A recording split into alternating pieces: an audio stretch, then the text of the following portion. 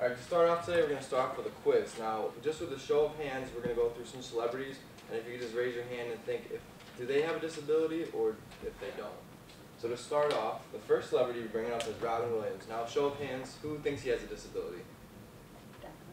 Okay, we got 3. Looks like we got 3. Alright, the disability he actually does have is he actually has Asperger's. The next celebrity is David Beckham, all-star soccer player. Now, he's a pretty fit, active guy. You know, he's been pretty successful in life. Do you think that he has any disability at all? Show of hands. Anybody? No one thinks he has a disability? Alright, he actually has obsessive-compulsive disorder.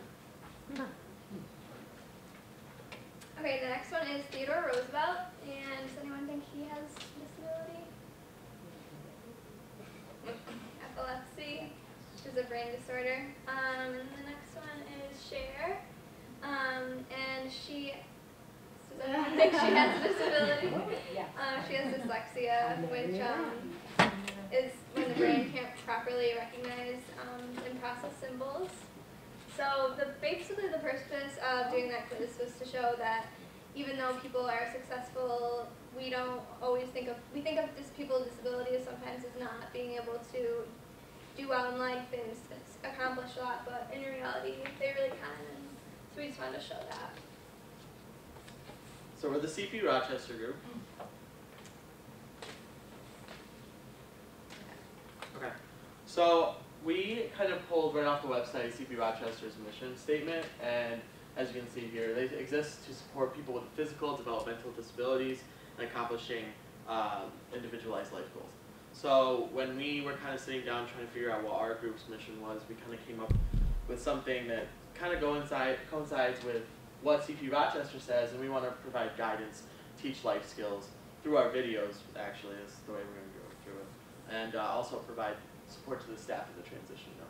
And we also wanted to make meaningful relationships with the consumers so that we were able to continue that in the future, possibly come back and volunteer, figure something. So a little history about CP Rochester. In 1945, there was a person, Al Sigel, I believe I'm pronouncing his name right? Yeah. Okay. He was a local broadcaster, and he sent out messages to people asking, you know, if there's, it was like an adaptive equipment, I believe, and he also made an announcement a couple weeks later to bring as many people as he could forward, the parents with kids with disabilities.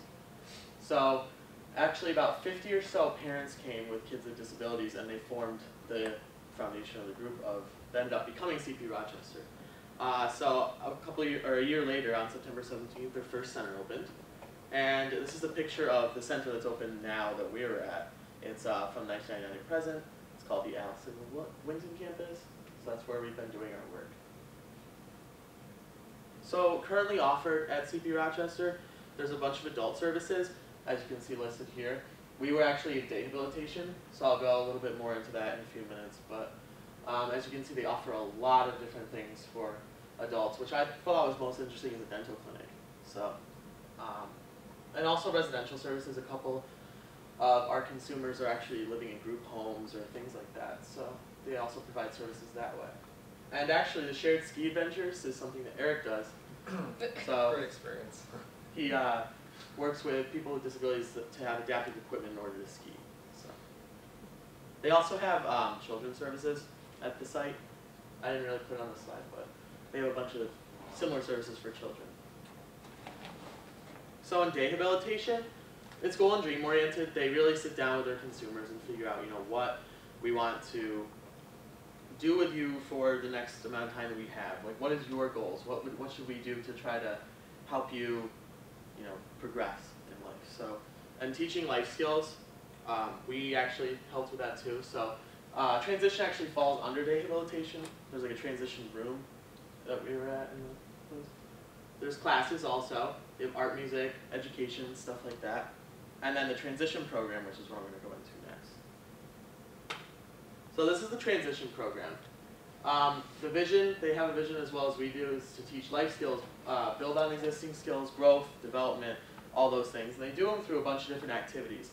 And what I think is most interesting actually is they go to different service sites like the Red Cross, Meals on Wheels, Goodwill, and they actually kind of get in, oh, they do go to a church for like cleanup. So they kind of get them out in the community, get them used to somewhat working, teaches them skills on how to work with other people, do community service, which I think is great.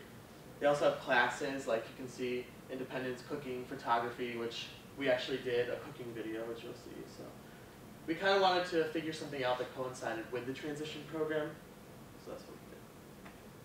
Alright, so we created our vision for the whole entire semester, and just to kind of run off what Alex said, it's just to provide necessary life skills that the consumers can take on for their everyday lifestyle. And then for our goals that we had for the project, we figured out that we talked to Heidi and Terry to figure out like what the individuals needed that would benefit them most. So we decided to create 3 videos, a video to teach individuals grooming, fashion, and cleanliness skills, another video to teach individuals how to cook a healthy meal, and then our last video was to develop a video to teach the individuals how to overcome situations of peer pressure. And then for our project preparations, we first brainstormed topics interesting to ourselves. We watched the video from last year with the hygiene and came up with more possible videos that could be possibly beneficial to the consumers. And then our next step was that we observed consumers during our volunteer hours to see which areas they could benefit with having a video that could potentially offer the most advice for them. So we wanted to see like what maybe their interests were and where they could, gain the most from us. And then we brought our ideas to Heidi and Terry and then Wilma too, to see what their opinions were about our possible topics. And they really liked our ideas for our cooking, our peer pressure video, our laundry, and fashion. So we decided to stick with those video topics. And everyone as a whole decided these topics were also best for the consumers that were currently at CP Rochester. And then we separated into groups, and so Alex and Sarah decided to do their cooking video, and Eric and Kyle split off and did their peer pressure video, and then Stephanie, Maria, and I decided to do the laundry and fashion one, and that's more of like what was appropriate to wear and like when, and what certain outfits you should wear to like an interview versus like common everyday school outfits. And then we came together as a group to decide where we were going to film each video and what we needed. Alex and Sarah decided to do their cooking video at CP Rochester. They have a really cool brand new kitchen there. So they applied for their grant and they went out and bought new cooking stuff or new whatever they were going to use for their video. And then Eric and Kyle, they didn't really need any props, but they also did their video at CP Rochester. And they actually incorporated the consumers into it too. And then Stephanie, Maria, and I, we just did our video on campus, and we just improvised and used like our laundry, our dirty laundry, and we used like the laundry rooms here, so it was pretty easy. And then we just created a script. And then we filmed the videos, obviously, here on campus or at CP Rochester. And then Stephanie edited Maria and I's video, and we like just took out parts that we thought were like unnecessary or, put everything together in like the little clips. And then for the collaborate to create a presentation, we all met in the library, and we just decided what was the best possible way to show how much fun we actually did have at CP Rochester. Alright, so just to get to what Alex and I did, we kind of split up the roles as evenly as possible. There was a grant offer that we could use to buy any supplies that we needed for cooking, and we're actually going to use that. We're having a party tomorrow to show all the videos and bring stuff in for the consumers, so that they'll probably appreciate that. And then we went to Wegmans, got all the supplies that we needed. We made a list, and we decided, you'll see in the video what we're going to make. And then I acted in like half of the video. I did this how to prepare the salad and like cutting the vegetables and washing the vegetables just to make sure they're all clean and make sure you wash your hands. And then I communicated with Heidi and Donahue with just making sure everything's going well, if they had any questions or concerns and stuff like that. So, and then Alex also came with me to shop And he budgeted the money beforehand so you knew how much you would be spending for that. I also prepared the cooking video worksheet, which you will we'll show it to you a little bit. And then he acted in the cooking scenes with like making the spaghetti and the sauce and all that fun stuff. So. Okay, for Maria, Haley, and I, Maria and Haley both acted in the clothing topic and assisted in the filming, and as well as I and I also edited the video.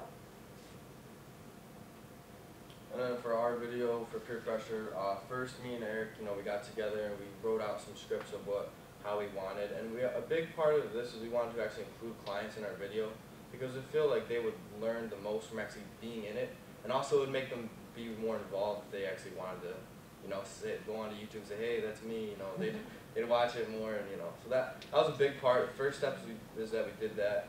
And the next thing we did was that we either we just gathered up props from our dorms, or we actually made some. Soda and gum and everything. Yeah, we made some in the video. You can see we actually made a couple signs, and then we also, like Eric was just saying, we also purchased some props for our video. And then we both acted and filmed in it. And then I made a worksheet that had 6 different questions that I'll actually show you after the presentation. I just printed it out. It has 6 different questions to help them retain information and reinforce the topics that were discussed. And then also Eric, what he did for this is he actually was able to edit. I edited the cooking and the peer pressure video. So. And now I'm going to talk about the videos. We have, like was discussed earlier, we have 3 videos. And we try to make things as relatable and practical as possible as far as the clients using them.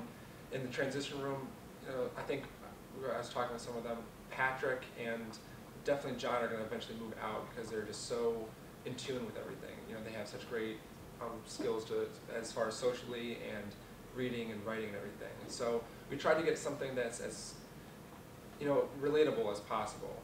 And like in their involvement in the video, I think that'll really make a big impact on everything. So we're going to show the first one is on the cooking, how to prepare a healthy meal, and hope you guys enjoy. This is the cooking and the peer pressure one I edited, and then Stephanie did the clothing one. So I hope these turned out well. I mean, I think we're going to turn up the peer pressure one just a little bit. We had because Kyle and I had to do acting and filming at the same time for our one what we did at school. We had a hard time with the volume, but I mean, if you turn it up on the computer, it should be loud enough. Oh, okay. So are these posted on YouTube? They are Yeah. on YouTube, Yeah, and on the party tomorrow, I'll show the clients and everything. I know mine are both on my channel, so they just need to go type in my name or CP Rochester Spring 2013, and they'll be able to find them. Great. Yep. So I hope you guys enjoy. Yeah, should we get the? Should we sit for this? Yeah, this is an HD, so if you guys will. Oh, thanks, sir.